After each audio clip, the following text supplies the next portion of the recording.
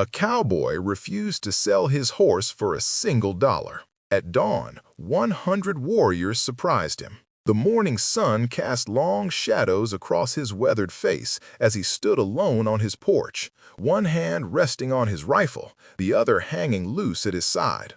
The warriors sat motionless on their painted ponies, feathers dancing in the breeze, their faces impassive beneath streaks of red and black. His magnificent black stallion, Shadow, stood behind him, ears pricked forward, as if sensing the gravity of this moment. Not a word was spoken. The only sounds were the soft creak of leather, the occasional stamp of hooves, and the cowboy's steady breathing. Death seemed certain. Mercy seemed impossible. If 100 warriors appeared at your doorstep at dawn, would you face them with your head high, or would you surrender what you cherished most to save your skin? Some call it stubbornness, others call it principle. But this cowboy knew some things carried value no dollar could measure. And what happened in the next heartbeat would become a tale that would echo across the frontier for generations. 3 days earlier, Thomas Blackwood rode Shadow along the dusty trail toward his modest ranch. 15 years of solitude had etched deep lines into his face and silvered the stubble on his chin. The war had taken his family. The drought had nearly claimed his land. But Shadow had been with him through it all. He'd raised the stallion from a sickly colt when no one thought it would survive, nursed it through fever, trained it with patience instead of the whip.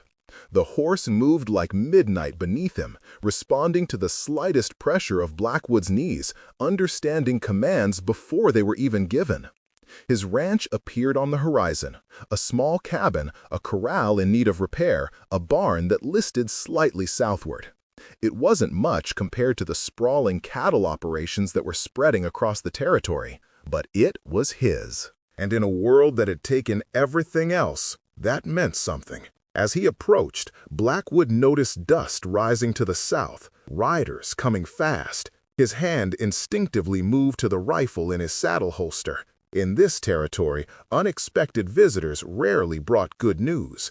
If these stories of courage against impossible odds speak to your soul, consider subscribing. You won't want to miss what comes next. 3 riders appeared, their fine clothes gathering dust. City men with hard eyes and harder intentions. Their horses were quality stock, but pushed too hard in the heat. The leader, a square-jawed man with a gold watch chain gleaming across his vest, raised his hand in greeting. "Afternoon, Harlan Pierce, Western Rail Company." His smile was practiced, empty. "That's quite an animal you've got there."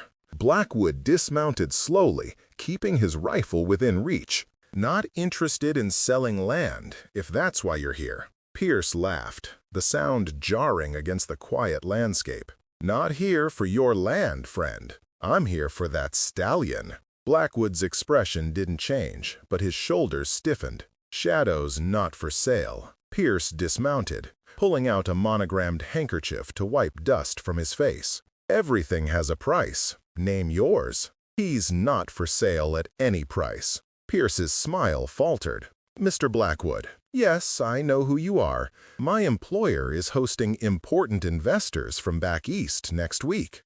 He wants to impress them with the finest horseflesh in the territory." He reached into his pocket and withdrew a stack of bills. $500. More than generous. The answer's still no. The younger man behind Pierce shifted impatiently. "Boss, we don't have time for this. Just take the damn horse." Pierce silenced him with a glance before turning back to Blackwood. "I don't think you understand the opportunity here. This is good money, enough to buy 10 horses.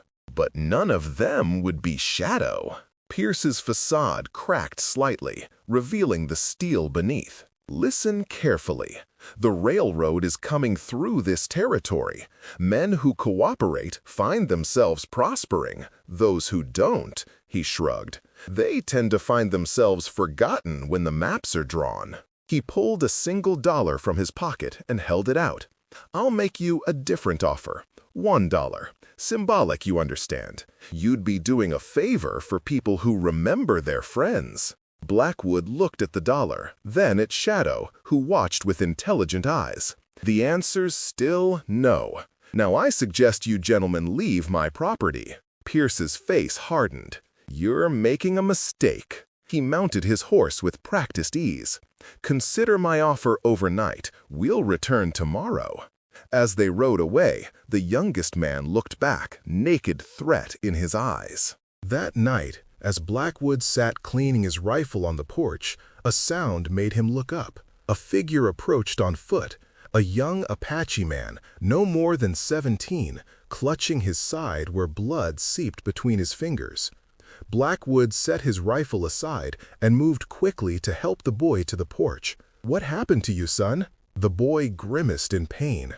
"Railroad men shot me when I wouldn't tell where our camp is." Blackwood's jaw tightened. He helped the boy inside and tended the wound. A clean shot through the flesh, thankfully missing anything vital. As he worked, the boy's eyes kept drifting to Shadow, visible through the moonlight. "That is a spirit horse," he said softly. "My people would give many furs for such an animal." "He's not for trade," Blackwood said, his tone gentle but firm. "What's your name?" "Running Elk, son of Chief Gray Thunder." Blackwood's hands stilled momentarily. Gray Thunder was known throughout the territory. A fierce warrior, but a fair leader who had maintained an uneasy peace these last 5 years. "Your father will be worried." Running Elk nodded.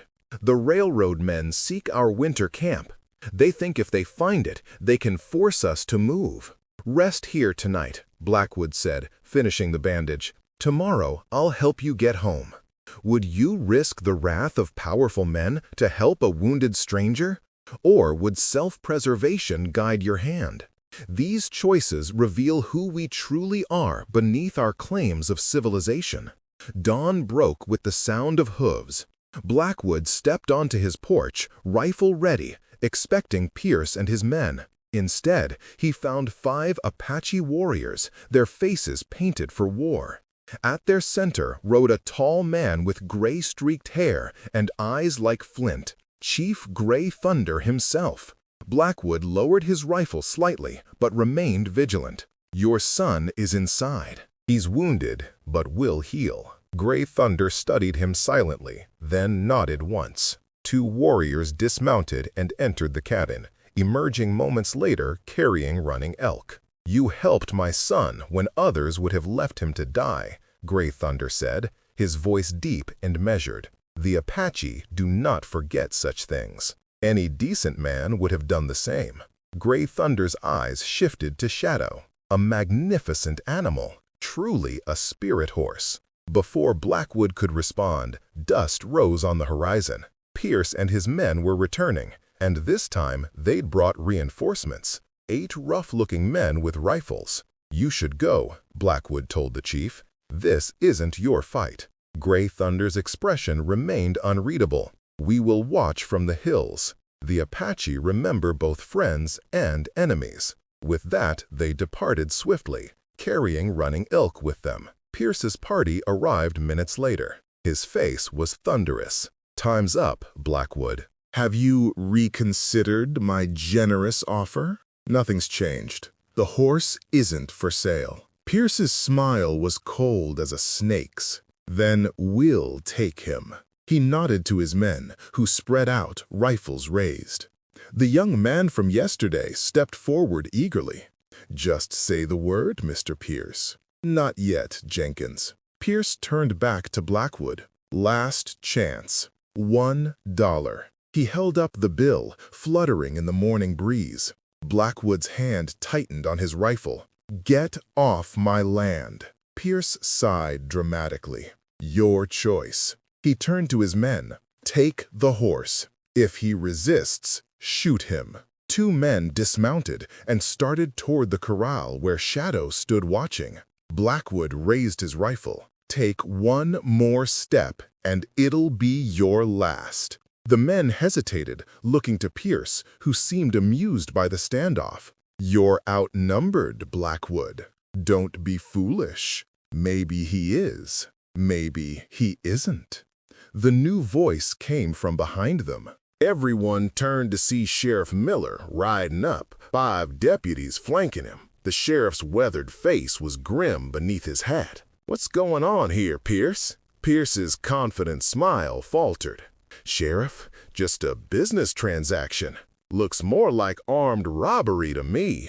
Miller dismounted, hand resting on his holster. "Mr. Blackwood here filed a complaint yesterday about railroad men making threats."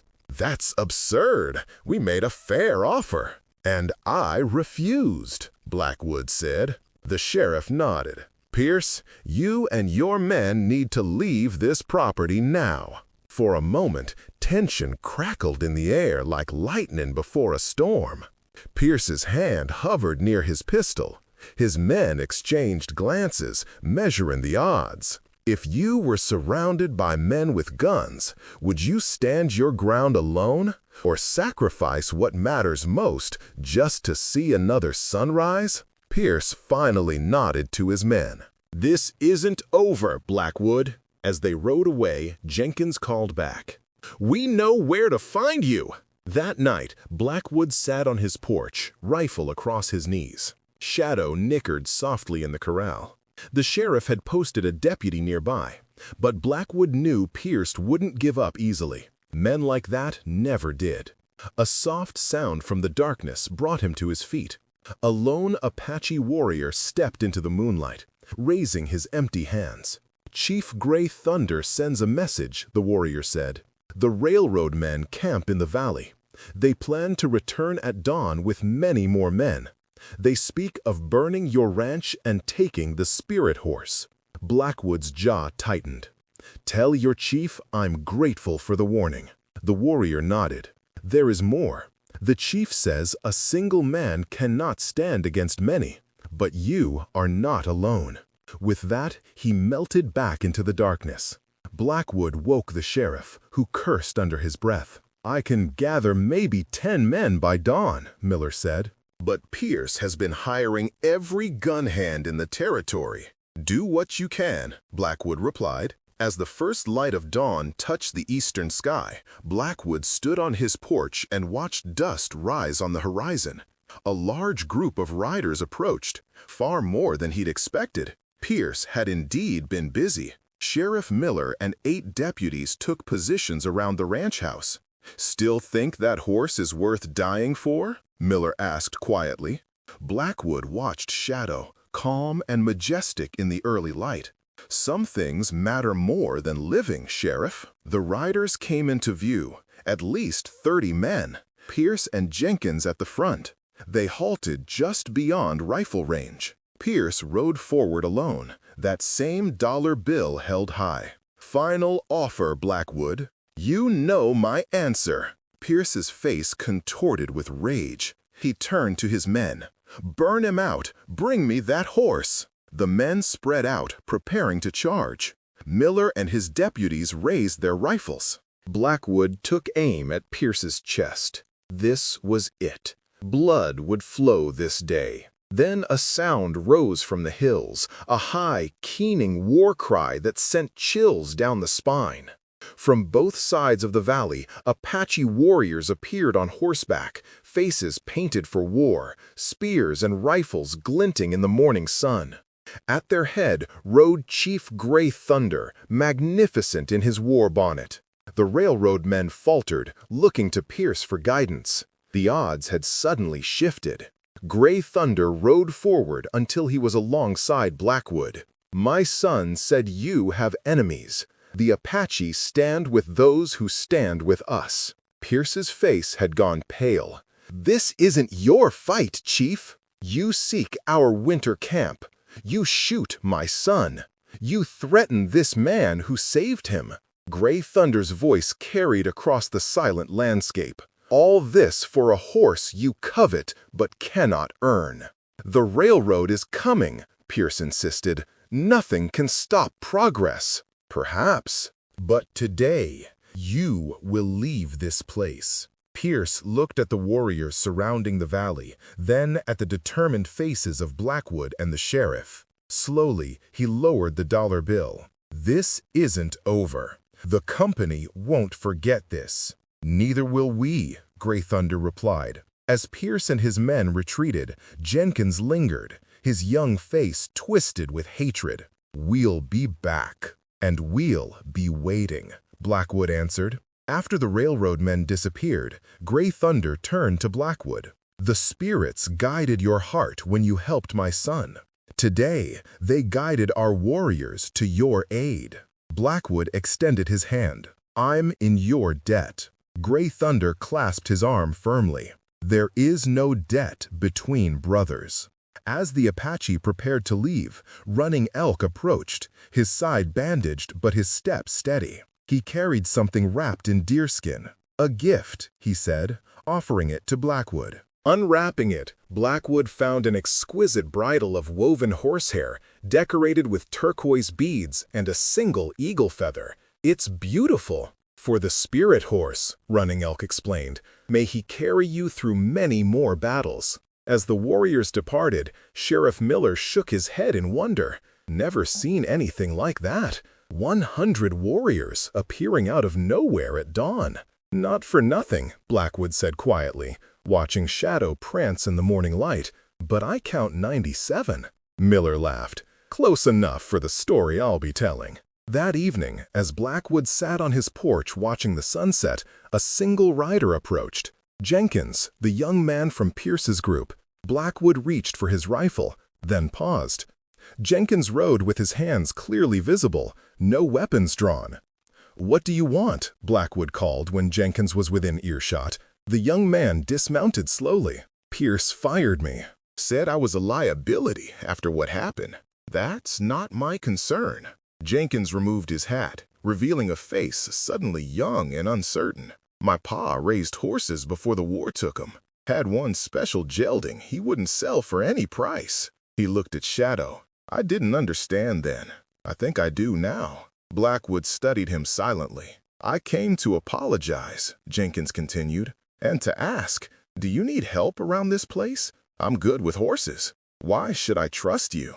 Jenkins swallowed hard. "You shouldn't, but I'd like a chance to earn it." Blackwood was silent for a long moment, then nodded toward the barn. "Stalls need mucking out. We'll start there. Would you have offered a second chance to someone who once threatened everything you held dear? Or is redemption a luxury only found in campfire tales?" 5 years later, Blackwood stood watching as Shadow galloped across expanded pastures, leading a small herd of black colts and fillies, all bearing his distinctive white blaze. The ranch had prospered. Jenkins had proven himself trustworthy, eventually becoming a partner in the horse breeding business they'd built together. The railroad had come through the territory after all, but along a different route, one that bypassed both Blackwood's ranch and the Apache winter grounds. Pierce had been recalled east after the company decided his methods created more problems than progress. Twice yearly, Chief Gray Thunder and his people came to trade. The bridle Running Elk had given him hung in a place of honor in the ranch house, used only for special occasions. "Some things," Blackwood often told the young ranch hands who came to learn from him, "have a value no money can touch. Stand for those things, even when you stand alone. You might find you're not as alone as you thought." And though the frontier changed around them, the legend of the cowboy, the horse worth more than gold, and the 100 warriors who appeared at dawn became a story told around campfires from Texas to Montana. A reminder that true wealth isn't measured in dollars, but in loyalty, courage, and the bonds that connect us across the divisions of man. If you found meaning in this tale of a man who valued principle over profit and courage over compromise, subscribe for more powerful stories that remind us what truly matters in this life. And click on the video on the screen to watch the next one with a turn of events so unexpected it will stay with you long after the screen goes dark.